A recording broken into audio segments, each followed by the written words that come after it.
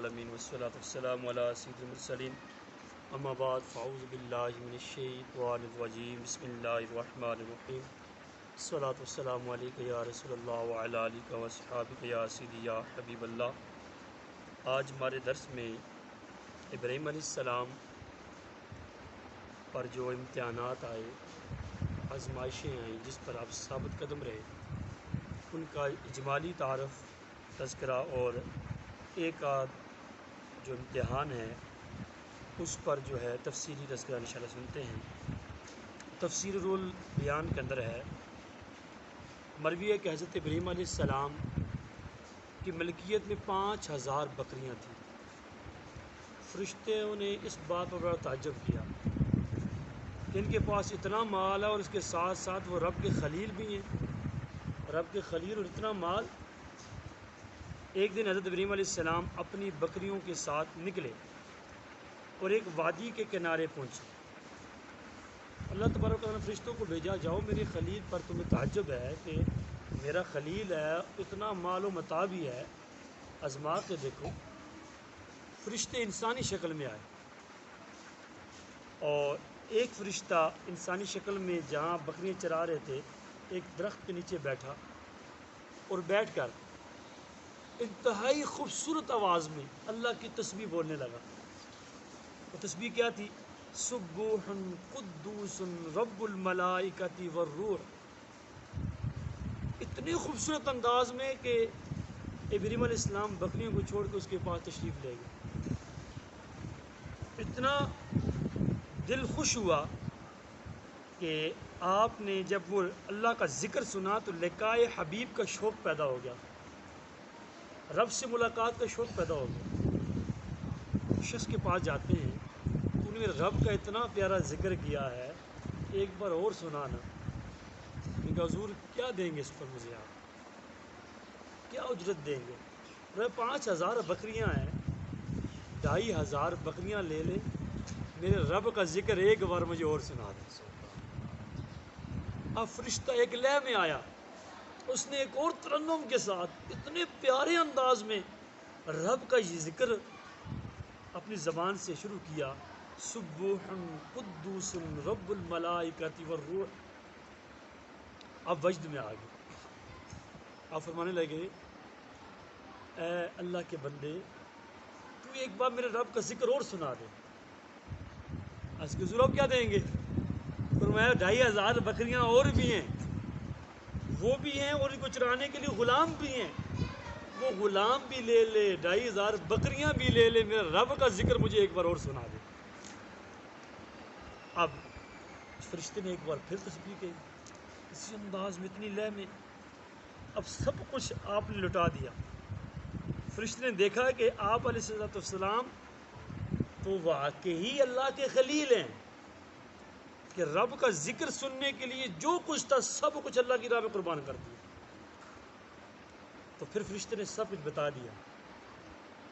فرشتوں نے حضرت ابراہیم علیہ السلام کی تعریف کی اور آپ کی خلعت کو تسلیم کر لیا، جیسا کہ حضرت آدم علیہ السلام کی خلافت کو تسلیم کیا تھا۔ میرے رب کا فرمان حق ہے کہ ابراہیم علیہ السلام میرے خلیل ہیں۔ فرشتے کہنے لگے کہ رب کا فرمان یہ حق ہے اور یہ بات سچ ہے۔ ابراہیم علیہ السلام کو بہت سی جگہ پر رب کی طرف سے آزمایا گیا، امتحانات لیے گئے، ہر میدان میں آپ ثابت قدم رہے۔ میں صرف چند چیزیں میں عرض کرتا ہوں جن باتوں میں ابراہیم علیہ السلام آزمائے کہ وہ کون کون سی باتیں تھیں۔ نمبر 1، جب انہیں حکم دیا گیا اللہ کے لیے قوم سے جدائی اختیار کریں، بالکل قوم کو چھوڑ دیا، سب کو چھوڑ دیا، اکیلے اللہ تعالیٰ کے لیے نمرود سے مناظرہ و مقابلہ کرو، حکم ہوا، آپ نے مناظرہ کیا، مقابلہ کیا اور خطرات کے باوجود اس پر ڈٹے رہے۔ اللہ تعالیٰ کے لیے نمرود سے مناظرہ کیا۔ اچھا، نمبر 3، جب انہیں اللہ تعالیٰ کے لیے آگ میں ڈالا گیا تو وہ جل جائیں اس لیے ڈالا گیا، اس پر بھی آپ نے کیا کیا؟ صبر کیا۔ حرف شکایت زبان پر نہ آیا، دل میں خیال بھی نہ آیا، یہی کہا کرتے تھے جو آزمائش دے رہا ہے میرے حال اور میرے دل کے حالات کو جاننے والا ہے، بہتر کار ساز ہے۔ نمبر 4، اس کے بعد اپنے وطن سے اللہ کے لیے ہجرت کی جب انہیں اللہ کی طرف سے حکم دیا گیا، مطلب نہیں چھوڑ دیا۔ نمبر 5، بیوی اور بچے کی جدائی پر آزمائے گئے، جہاں پر اکیلے میدان میں بالکل پہاڑ ہیں، صفا مروہ کی جو سائی ہے پہاڑ تھے، آج تو وہ منظر ہی چینج ہے نا، بالکل پہاڑ، پانی نہیں، کھانے کے لیے کچھ نہیں، کوئی سبزہ نہیں، اپنی بیوی بچوں کو حکم ہوا چھوڑ کے آ جاؤ۔ اس کی تفصیل ہے، اس رات سے کرتا ہوں، جب آپ چھوڑ کے واپس آنے لگے تو آپ کی زوجہ نے پکارا، ہے رب کے خلیل، ہمیں کیوں چھوڑ کے جا رہے ہیں، کس کے بھروسے پہ چھوڑ کے جا رہے ہیں، اس ویرانے میں کچھ بھی نہیں، یہاں پر میں اور آپ کا بچہ کیسے رہیں گے؟ آپ نے جواب نہ دیا، وہ پکارتی رہی۔ پھر آپ کی زوجہ نے کہا، یہ تو بتا جائیں خود چھوڑ کے جا رہے ہیں، رب کا حکم ہے۔ اب رکے، جواب دیا کہ رب کے حکم سے چھوڑ کے جا رہا ہوں۔ تو وہ بھی ایسی صابرہ، ایسی متقیہ، ایسی عابدہ، ایسی زائدہ، تو عرض کرنے لگی اگر رب کا حکم ہے تو پھر رب بہتر کار ساز ہے، وہی مددگار ہے، وہ سنبھالے گا۔ اچھا، اسی طرح آپ کو آزمایا گیا کہ انہیں مہمان نوازی کا حکم دیا گیا، اور اس میں آنے والے مشقت پر انہیں صبر کا حکم ہوا، جس پر وہ پورے اترے۔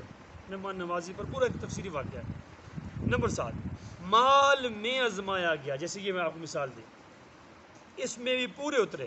نمبر 8، اپنے بچے کے ذبح کرنے پر آزمائے گئے، جب انہیں رب نے ذبح کرنے کا حکم دیا، اس پر بھی پورے اترے۔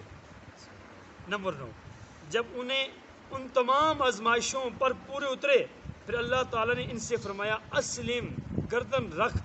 عرض کی اسلمت لرب العالمین، میں نے گردن رکھی اس کے لیے جو رب ہے سارے جہاں کا۔ یہ مقام و مرتبہ اللہ تبارک و تعالیٰ نے آپ کو عطا فرمایا، اولو العزم انبیاء میں سے ہیں، اور آپ کی 4 نسلیں آگے پھر سارے کے سارے جو ہیں وہ نبی ہیں، ٹھیک ہے۔ اسی طرح یہ کیفیت آپ کی کہ اللہ تبارک و تعالیٰ نے جس امتحان میں آزمایا، اور آپ سارے امتحانات میں کیا کیے، پورا اترے، اور جتنی کیفیت تھی اس سے بڑھ کر آپ نے کیا کیا، اس میں صبر کیا۔ اللہ تبارک و تعالیٰ ان کی آزمائشوں کا صدقہ ہمیں بھی دین کے لیے قربانیاں دینے کی توفیق عطا فرمائے، دین کے لیے وقت دینے کی توفیق عطا فرمائے، دین سے محبت کرنے کی توفیق عطا فرمائے۔ آزمائشوں کے تو ہم قابل ہی نہیں ہے نا، آزمائش ایز پر کنڈیشن ہوتی ہے، جس کا جتنا رب سے قرب ہوتا ہے نا اتنی بڑی آزمائش آتی ہے، اتنی بڑی آزمائش آتی ہے۔ لیکن کا اتنا قرب تھا کہ آپ اولو العزم انبیاء میں سے ہیں، تاجدار کائنات صلی اللہ علیہ وسلم کے بعد جس نبی کا مرتبہ ہے نا وہ حضرت ابراہیم علیہ السلام ہے، حضور کے بعد سب سے بڑا مرتبہ ابراہیم علیہ السلام کا ہے۔ کیوں؟ آپ کا قرب اتنا تھا، جتنی معرفت الہی زیادہ ہوگی، قرب الہی زیادہ ہوگا، اتنا امتحان زیادہ ہوگا۔ اب تھوڑا سا ہم اپنا محاسبہ کریں، ہم پر اتنی بڑی آزمائشیں نہیں آتی، ہمارے پاس قرب کہاں ہے، ہمارے پاس معرفت الہی کہاں ہے؟ جتنی ہماری طاقت ہے، لا یکلف اللہ نفسا الا وسعہا، تو وسعت سے زیادہ رب بوجھ نہیں ڈالتا، جتنی ہماری وسعت ہے اتنا آتا ہے، تو اس پر بھی ہم صبر نہ کریں، اس پر بھی ہم معاذ اللہ شکایات کا اموار لگانا شروع کر دیں۔ اللہ تبارک و تعالیٰ آزمائشوں سے محفوظ فرمائے، اگر آزمائش ہمارے نصیب میں ہو اس پر ثابت قدم رہنے کی توفیق عطا فرمائے۔ آمین بجاہ النبی الامین صلی اللہ تعالی علیہ وسلم۔